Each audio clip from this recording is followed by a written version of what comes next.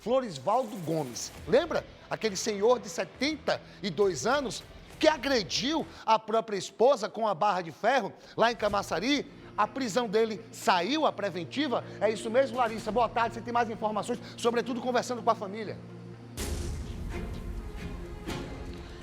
Muito boa tarde, Murilo. Boa tarde a você que acompanha a Cidade Aratu. Exatamente. Na última sexta-feira, o Florisvaldo Gomes, de 72 anos, teve a sua prisão preventiva decretada. Ele estava na Polinter, né? A prisão foi decretada, ele foi para a Polinter na sexta-feira. A gente tem acompanhado esse caso, né, Murilo, e você que nos acompanha, desde o início, lá no dia 23 de fevereiro, quando tudo aconteceu. A Iná Souza Santos, de 68 anos, ela teve essa tentativa de feminicídio. O principal suspeito desde o início era o Florisvaldo Gomes, o companheiro dela aí de mais de 30 anos. A gente foi em Camaçari, na casa onde aconteceu essa agressão. A gente conversou com a irmã da Iná, a gente conversou com os familiares, com os amigos, com a filha também da Iná, porque ela teve o afundamento do crânio, ela perdeu uma visão, ela teve o braço quebrado.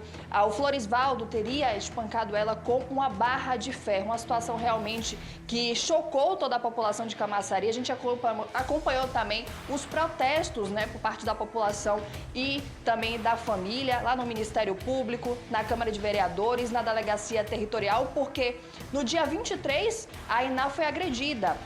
Foi na madrugada da quarta para a quinta e na sexta-feira o Florisvaldo se apresentou na delegacia, na DEAN, lá em Camaçari, prestou depoimento e foi liberado. Então aquilo gerou uma revolta da família, a gente viu que os ânimos se exaltaram ali na porta da delegacia e a gente seguiu acompanhando esse caso. Uma notícia boa, viu? A Iná, ela já saiu do hospital, ela está em outro estado com a filha, a Luanda, porque está com medo. Não sabe se o Florisvaldo vai continuar preso, então a família tem esse receio. Eu estou com a Andressa, que acompanhou também esse caso desde o início, entrou em contato com a nossa equipe também para falar sobre o caso. E a notícia boa é que a Iná está se recuperando primeiro, né, Andressa? Sim, boa tarde. Ela está em João Pessoa com a filha, aos cuidados da filha, que lá ela se sente mais segura do que aqui. E ela, você estava conversando comigo, disse que ela nem pretende voltar mais para Salvador, para Camaçari, porque realmente está com medo. Até então não, até então ela pretende continuar lá. A gente não tem a data certa da volta e na verdade a gente não sabe se ela vai retornar para cá. E aí na sexta-feira passada, a prisão preventiva do Florisvaldo foi decretada. Como é que está a família nesse momento? Estão mais aliviados? Ainda estão com medo que essa prisão possa se tornar uma prisão domiciliar? Como é que está a situação de vocês? Então, segundo o advogado da família, por conta da idade dele, talvez seja uma prisão domiciliar. Então a gente espera que isso não aconteça. Mas, segundo o advogado falou, talvez seja uma prisão domiciliar. E esse é um receio até de vocês, né? Sim, é o nosso receio, sim, que ele fique solto. Porque uma prisão domiciliar, enfim, né, se não tiver, não sei como é que funciona, mas se não tiver uma polícia ali, ele pode sair, não sei como é que funciona. Mas o nosso receio é que acabe sendo prisão domiciliar. Porque lá no início, quando a gente começou a falar sobre esse caso da Iná, que a gente foi lá em Camaçari, na casa onde tudo aconteceu, a gente conversou com os advogados do Florisvaldo e a versão do Florisvaldo teria de que ele saiu de casa, não lembrava muito bem do que teria acontecido ali, que teria agredido a Iná, e saiu de casa para pedir ajuda, só que ele não voltou. E nesse meio tempo, ninguém sabia onde o Florisvaldo estava, o porquê ele não voltou, né, Andressa? Na verdade, a gente sabia, sim, que ele estava na casa da filha. É a informação que chegou até a gente, que ele estava na casa da filha o tempo todo, só esperando os advogados dele para ele se apresentar. Ele se apresentou na época, você que não acompanha, ele se apresentou na DEAN, Delegacia Especial de Atendimento à Mulher, lá em Camaçari, com 3 advogados, prestou o depoimento e foi liberado. E aí houve uma confusão ali na porta, né? A Luanda ficou revoltada, os outros familiares pedindo justiça, porque a Iná estava internada em estado grave. Mesmo ela estando bem agora, a gente sabe que ficaram os resquícios, né, dessa agressão, ela perdeu uma visão, ainda está bastante debilitada. Sim, minha tia perdeu 3 dentes, já perdeu a visão de um olho e agora ela está sendo tratada lá, está fazendo fisioterapia e está recebendo os cuidados necessários para a recuperação dela.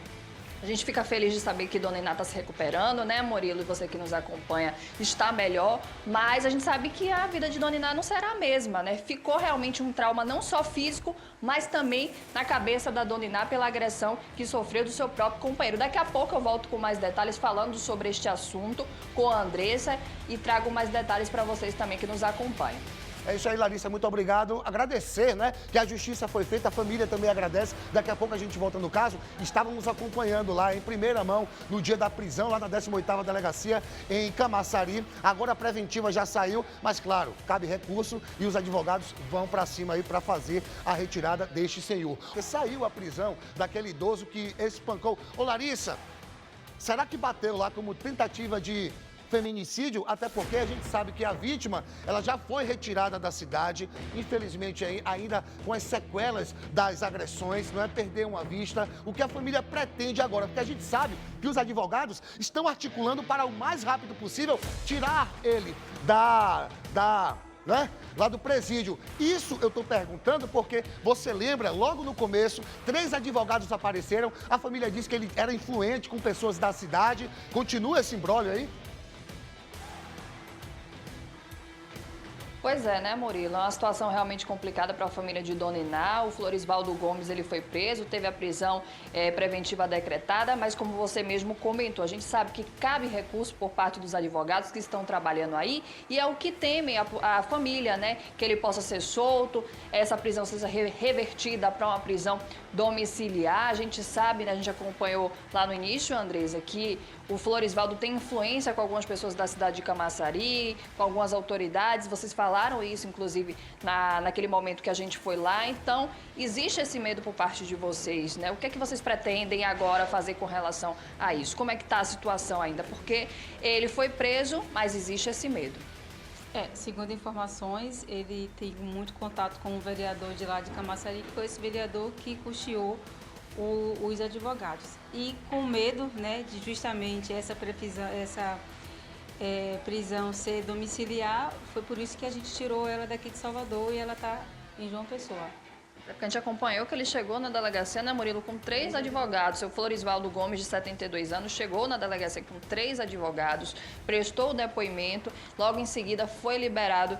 E aí começaram os protestos, as manifestações por parte da família, dos moradores de Camaçari, que se reuniram pedindo justiça e que a prisão dele, né, acontecesse realmente o que aconteceu. Mas existe essa questão aí que os advogados agora podem, né, cabe o recurso por parte deles. Mas a gente fica preocupado com Dona Iná. Como eu comentei no final da primeira entrada, além da questão física, tem a questão psicológica, que com certeza a Dona Iná está bastante abalada, né, Andressa? Sim, ela vai fazer um tratamento, sim. Justamente para tentar, não sei, né, acalmar um pouco esse trauma, que é uma coisa que a gente não vai esquecer nunca, né? Mas para tentar amenizar.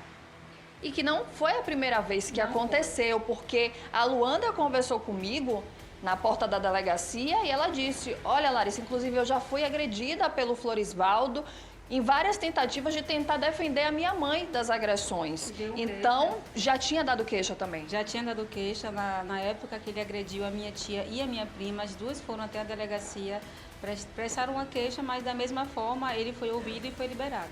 E aí falaram na delegacia que ele usava remédios controlados, tarja preta, que ele não lembrava o que tinha acontecido. Vocês lembram que o seu Florisvaldo usava esses remédios controlados, que ele tinha esses problemas de esquecimento, tinha problemas mentais? Não, muito pelo contrário. É uma pessoa normal que bebia aos finais de semana, que conversava normal.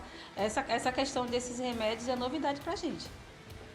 E na verdade, desconhece essa informação que ele passou. Quando a gente foi lá na casa, você estava, inclusive a gente mostrou onde a Dona Iná foi encontrada, porque ela estava sendo agredida pelo Florisvaldo e ao lado da casa da Dona Iná mora a irmã da Dona Iná, moram os sobrinhos, e eles viram, né, ouviram a Dona Iná pedir socorro. Isso era por volta de 4 horas da manhã, foi na madrugada que tudo aconteceu. Eles viram a situação quando o seu Florisvaldo saiu de casa, inclusive com a chave. E eles tiveram que, ao lado, né, pegar uma escada e ao lado da casa, pelo muro, entrar para conseguir socorrer a Dona Iná. Então, muitas pessoas, né, os próprios familiares viram a situação. Sim, meu primo, na verdade, foi meu primo que pulou o muro e socorreu minha tia. E pediu diversas vezes para ele parar o que ele estava fazendo, né, de bater, que ele estava batendo com um pedaço de ferro. Na verdade, foi meu primo que pulou o muro e socorreu ela. E o ferro encontraram, conseguiram encontrar a barra de ferro ou ele levou? Nesse momento ele levou, quando ele saiu ele levou. E, inclusive depois ele retornou até a casa e tipo lavou a casa toda, a parte onde estava com sangue, ele limpou tudo. Então, Andresa, muito obrigada pela entrevista. Existe realmente esse medo ainda, né, por parte da família, que o seu Florisvaldo possa ser liberado, vá para uma prisão domiciliar. Por isso, Dona Iná já saiu, né, do hospital, mas está em outro estado, porque realmente teme pela própria vida. A gente vai continuar acompanhando esse caso, os desdobramentos, como a gente sempre faz aqui na cidade de Aratu. A gente não deixa os casos, né, que a gente acompanha desde o início. Então, eu volto com você aí no estúdio, viu, Murilo? É isso aí, Laísa. Muito obrigado. Até porque, lembrando que no dia ele não retornou para casa, ele foi amparado por familiares, né? Por parte da família dele. Então, por isso também a preocupação, uma comoção muito grande em Camaçari. Mas, ao mesmo tempo que as pessoas clamam por justiça, existem aqueles, além dos advogados, que estão amparando este senhor.